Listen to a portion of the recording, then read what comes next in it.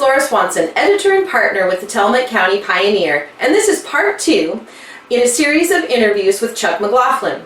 So what do you think was probably your most physically demanding job? Yeah, I think the most physically demanding was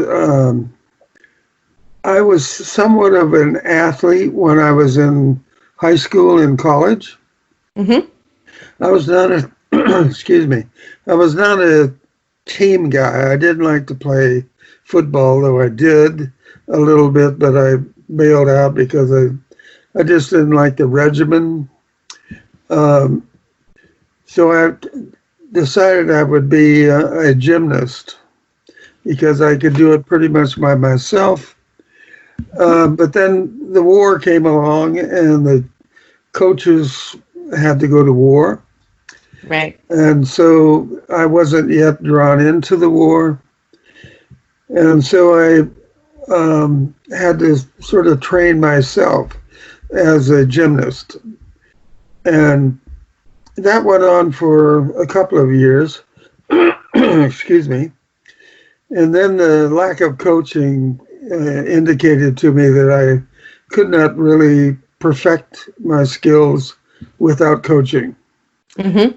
And so I tried to find out something else. And I had a very good friend by the name of Lauren Gigi. He used to be the national collegiate diving champion. And I asked him whether he would teach me how to dive. And he told me, yeah. And this guy dove on platforms as well as 3-meter boards. Mm-hmm. And so I wasn't interested in a 1.5-meter board. I was interested in nor platforms. I was more interested in 3-meter boards. Mm-hmm. So he started tutoring me in diving. And that to me became the most demanding skill that I've ever accomplished. And it's something that required extreme focus and to detail. Everything was, every move that you made, every step that you made was timed in distance and literal time.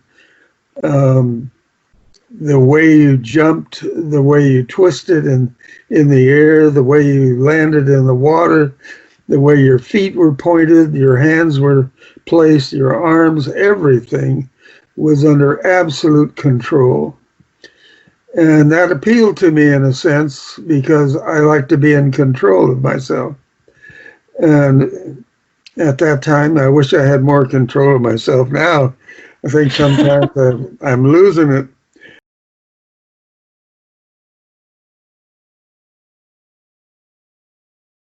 So what would have been the most intellectually challenging job that you would have had? I sort of have to wander a little bit here, a little bit anecdotal information. Mm-hmm. Absolutely. I went into the U.S. Merchant Marine when I was 16 years old. You had to get parental permission to go in at that age. And I got it from my mother, and my father had passed on by then.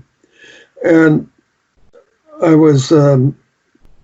spent 2 years in the Merchant Marine, most of the time in the South Pacific, which is a story unto itself.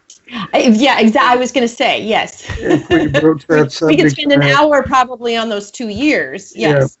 Maybe you'll lead me into that anecdotal stuff later, because that's pretty interesting. In any event, I took my training out on Catalina Island, learned how to swim through burning oil and, all kinds of things, learned how to manage machine guns and, all kinds of stuff. And so then I went to the South Pacific, and then I got discharged from that. So I really wanted to get the GI Bill, and I'd heard that you could get it, and I did not want to be drafted and get it thrown into a trench in Europe somewhere. So I decided I'd join the U.S. Navy. I've been to sea before and I loved it. It was gorgeous out there. You can't believe the things that you see and hear on the ocean. But in any event, you had to take a battery of tests to see what your natural propensities were.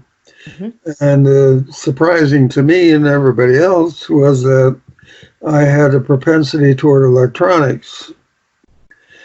And so I entered the Navy as an apprentice electronic technician. I took my boot camp in Memphis, Tennessee, attended a small and short school in electronics there where you learn the basics.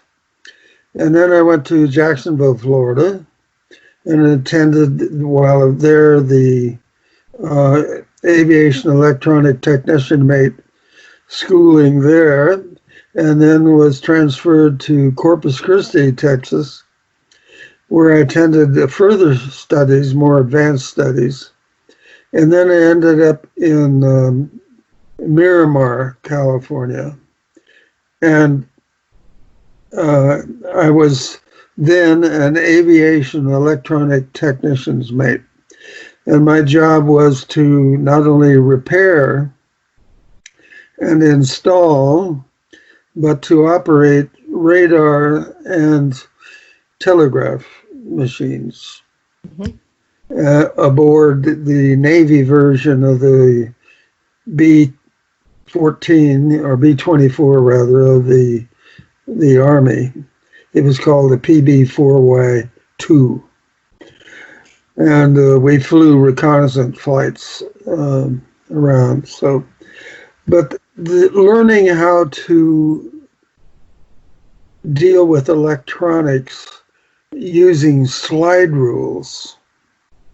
You didn't use computers, you used slide rules. But in any event, that was the most demanding stuff intellectually that I think I ever encountered.